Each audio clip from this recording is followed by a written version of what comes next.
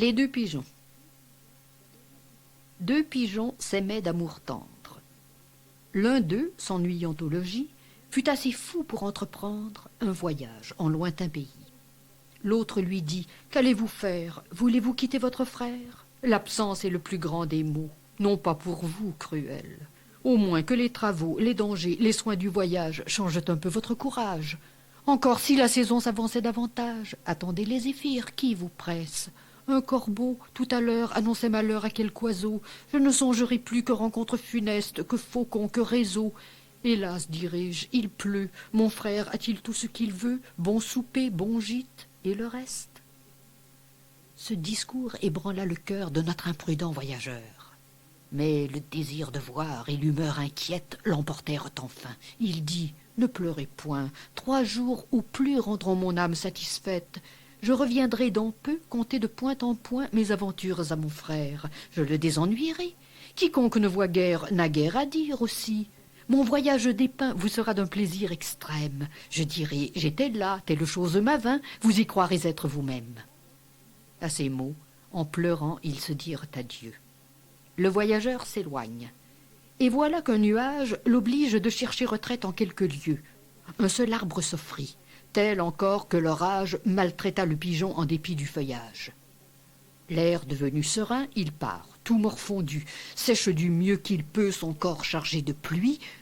Dans un champ à l'écart voit du blé répandu, voit un pigeon auprès, cela lui donne envie, il y vole, il est pris. Ce blé couvrait d'un lacs les menteurs et traîtres appâts.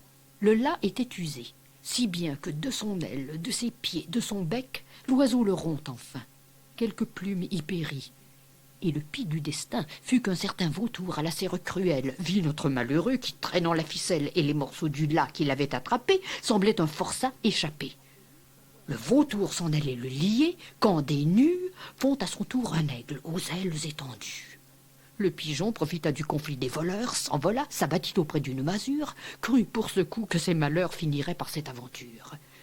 Mais un fripon d'enfant, cet âge est sans pitié, prit sa fronde, et du coup tua plus d'à moitié la volatile malheureuse, qui, maudissant sa curiosité, traînant l'aile et tirant le pied demi-morte et demi-boiteuse, droit au logis s'en retourna, que bien que mal elle arriva sans autre aventure fâcheuse. Voilà nos gens rejoints. Et je laisse à juger de combien de plaisirs ils payèrent leur peine. Amants, heureux amants, voulez-vous voyager? Que ce soit aux rives prochaines. Soyez-vous l'un à l'autre un monde toujours beau, toujours divers, toujours nouveau. Tenez-vous lieu de tout. Comptez pour rien le reste. J'ai quelquefois aimé.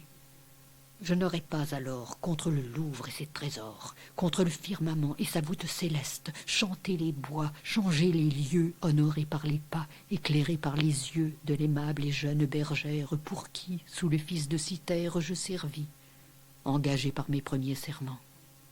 Hélas, quand reviendront de semblables moments? Faut-il que tant d'objets si doux et si charmants me laissent vivre au gré de mon âme inquiète?